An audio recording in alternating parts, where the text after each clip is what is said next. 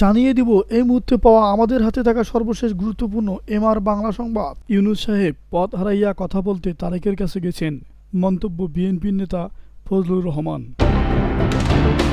বাংলাদেশের ভবিষ্যতের জন্য ইউনূস তারেকের বৈঠক খুবই গুরুত্বপূর্ণ, ভিডিও বার্তায় প্রেস সচিব। সরকার একতরফা নির্বাচন করতে উঠে পড়ে লেগেছে, মন্তব্য জিএম কাদের। নির্বাচনের তারিখ নয়, গুরুত্ব পাবে সংস্কার ও বিচার, মনে করেন এনসিপি। লন্ডনে প্রকাশ্যে আওয়ামী লীগের সাবেক 2 সংসদ সদস্য। লন্ডনে প্রধান উপদেষ্টাকে স্বাগত জানিয়ে মিছিল হয়েছে, বিক্ষোভও। শুনছিলেন সংবাদ শিরোনাম, এখন বিস্তারিত।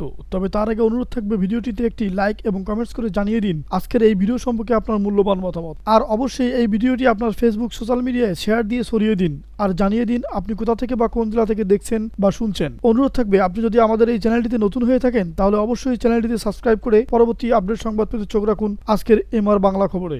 বিএনপি চেয়ারপারসনের উপদেষ্টা ফজলুর রহমান বলেছেন, ইউনূস সাহেব যখন বাংলাদেশের সমস্ত পথ হারাইয়া ফেলেছেন, উনি পথ পাওয়ার জন্য আমাদের নেতা তারেক রহমান সাহেবের কাছে 12 ঘন্টা প্লেন চালাইয়া লন্ডন পর্যন্ত গেছেন।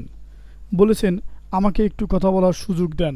গতকাল বুধবার সন্ধ্যায় কিশোরগঞ্জের ইটনা উপজেলার বড়িবাড়ি উচ্চ বিদ্যালয় মাঠে বড়িবাড়ি ইউনিয়ন বিএনপির আয়োজিত ঈদ পুনর্মিলনী ও সাংস্কৃতিক সন্ধ্যা অনুষ্ঠানে প্রধান অতিথির বক্তৃতায় ফজলুর রহমান একথা বলেন।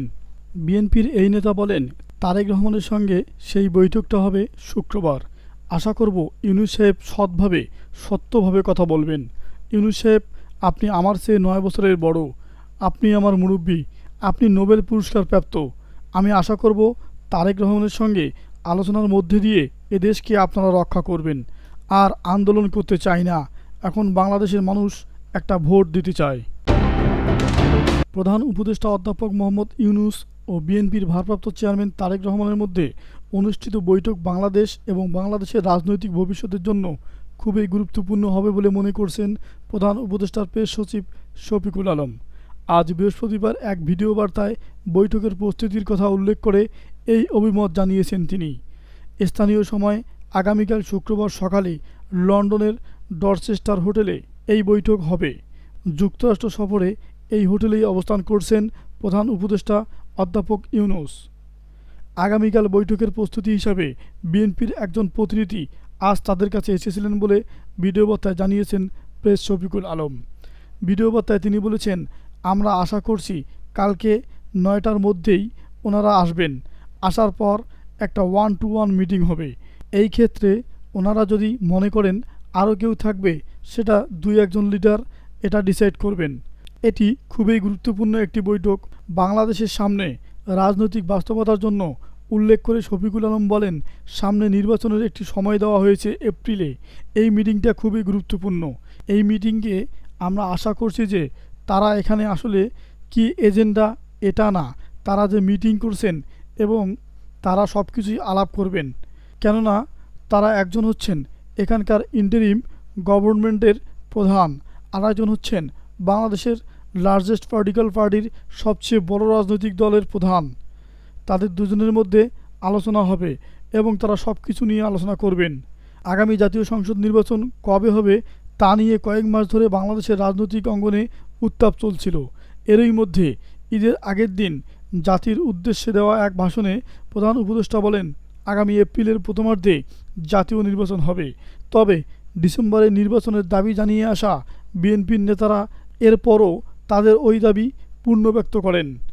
এই পরিস্থিতিতে লন্ডনের প্রধান উপদেষ্টার সঙ্গে বিএনপির ভারপ্রাপ্ত চেয়ারম্যান তারেক রহমানের এই বৈঠক নিয়ে বাংলাদেশের রাজনৈতিক অঙ্গনে কৌতূহল তৈরি হয়েছে। বর্তমান সরকারও শেখ হাসিনার স্টাইলে একতরফা নির্বাচন করতে উঠে পড়ে লেগেছে বলে মন্তব্য করেছেন জাতীয় পার্টির চেয়ারম্যান জিএম কাদের। তিনি বলেন, শেখ হাসিনার স্টাইলে একতরফা নির্বাচন করে এই সরকারও পার পাবে না। আজ বৃহস্পতিবার দুপুরে জাতীয় পার্টির চেয়ারম্যানের বনানীর কার্যালয়ে দলের মুন্সিগঞ্জ জেলা কমিটির নেতাকর্মীদের সঙ্গে মতবিনিময় সভায় জিএম কাদের একথা বলেন। একতরফা নির্বাচন প্রসঙ্গে জিএম কাদের কার্যক্রম নিষিদ্ধ আওয়ামী লীগ এবং নিজ দল জাতীয় পার্টির প্রতি ইঙ্গিত করে বলেন, দেশের 50% মানুষের প্রতিনিধিত্বকারী রাজনৈতিক শক্তিগুলো বাইরে রেখে কোনো নির্বাচন দেশে ও বিদেশে গ্রহণযোগ্যতা পাবে না। এমন নির্বাচন কখনোই অবাধ ও সুষ্ঠু নির্বাচন হিসেবে গ্রহণযোগ্য নয়, কারণ এই ধরনের নির্বাচনে বৃহৎ জনগোষ্ঠী ভোটদানে আগ্রহ হারিয়ে ফেলে। এর ফলে বাস্তবে বেশি ভোট গ্রহণ করা সম্ভব হয় না। ভোটারদের বড় একটি অংশকে নির্বাচনের বাইরে রাখার পরিণতির কথা উল্লেখ করে জাতীয় পার্টির চেয়ারম্যান বলেন, অনুপস্থিত ভোটারদের ভোটগুলো একদিকে অর্থ, অন্যদিকে পেশিশক্তি ও সরকারি কর্তাদের প্রভাবে জাল ভোট হিসেবে প্রার্থীদের বিজয়ে ব্যবহার করা হয়। এ ধরনের নির্বাচন করে দেশ বিদেশে গ্রহণযোগ্যতা পাওয়া যাবে না। এর ফলে বর্তমান প্রেক্ষাপটে কাঙ্ক্ষিত বৈধ সরকার ও তার মাধ্যমে রাজনৈতিক স্থিতিশীলতা সম্ভব হবে না। বিদ্যমান অর্থনৈতিক সংকট ও আইনশৃঙ্খলার ক্রম অবনতি রোধ হবে না। দেশ চরম বিপর্যয়ের দিকে চলমান থাকবে। আগামীকাল শুক্রবার লন্ডনে অনুষ্ঠেয় অধ্যাপক মোহাম্মদ ইউনূসের সঙ্গে তারেক রহমানের বৈঠককে ইতিবাচকভাবে দেখছে জাতীয় নাগরিক পার্টি এনসিপি। দলটি মনে করে, নির্বাচন কবে হবে সেটার চেয়ে মৌলিক সংস্কার ও জুলাই আন্দোলনে নির্বিচারে মানুষ হত্যার বিচারের মতো বিষয়গুলো বৈঠকে বেশি গুরুত্ব পাবে।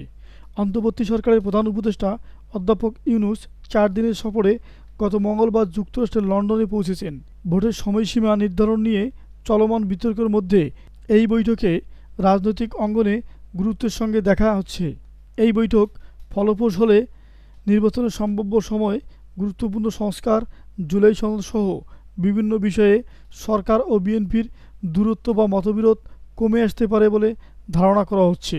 এই বৈঠকের বিষয়ে এনসিপির গুরুত্বপূর্ণ 3 জন নেতার সঙ্গে গতকাল বুধবার এক প্রতিবেদকের কথা হয়। তারা মনে করেন, বৈঠকে মৌলিক ও গুরুত্বপূর্ণ সংস্কার, আওয়ামী লীগের নেতাদের অপরাধের বিচার এবং জুলাই সনদের বিষয়ে প্রাধান্য পাবে। এই বৈঠক ফলপ্রসূ না হলে দেশে রাজনৈতিক সংকট বাড়তে পারে বলে মনে করেছেন জুলাই গণ অভ্যুত্থানের নেতৃত্বদানকারী ছাত্রদের দল এনসিপি। দলটির একজন শীর্ষ নেতা নাম প্রকাশ না করার শর্তে প্রথম আলোকে বলেন, বিএনপি যদি সংস্কার ও বিচারের প্রশ্নে ইতিবাচক অবস্থান না নেয়, তাহলে বিভিন্ন রাজনৈতিক দল ও জনগণ আবার রাস্তায় নামতে পারে। কারণ জুলাই গণ অভ্যুত্থানে শুধু ভোটের জন্য মানুষ জীবন দেয়নি, মানুষ রাষ্ট্র কাঠামোর বদল চেয়েছে। বিএনপি যদি মানুষের সেই আকাঙ্ক্ষাকে পাশ কাটিয়ে শুধু ক্ষমতায় যাওয়ার একমাত্র লক্ষ্য করে তোলে, তাহলে জনগণ তার পথ খুঁজে নেবে। যুক্তরাজ্যের রাজধানী লন্ডনে আওয়ামী লীগের সাবেক 2 সংসদ সদস্যকে প্রকাশ্যে দেখা গেছে। আজ মঙ্গলবার লন্ডনের ডরচেস্টার হোটেলের সামনে অন্তর্বর্তী সরকারের প্রধান উপদেষ্টা অধ্যাপক মোহাম্মদ ইউনূসের বিরুদ্ধে বিক্ষোভ সমাবেশে অংশ নেন তারা। লন্ডনে প্রকাশ্যে আসা আওয়ামী লীগের এই 2 নেতা হলেন সুনামগঞ্জ 1 আসনের সাবেক সংসদ সদস্য রঞ্জিত সরকার এবং হবিগঞ্জ 3 আসনের সাবেক সংসদ সদস্য মোহাম্মদ আবু জহির।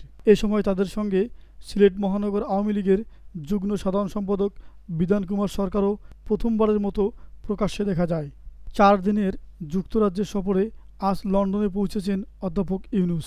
তার এ সফরকে কেন্দ্র করে ডরচেস্টার হোটেলের সামনেই বিক্ষোভ সমাবেশ করেন লন্ডনে অবস্থানরত আওয়ামী লীগের নেতাকর্মী ও সমর্থকেরা।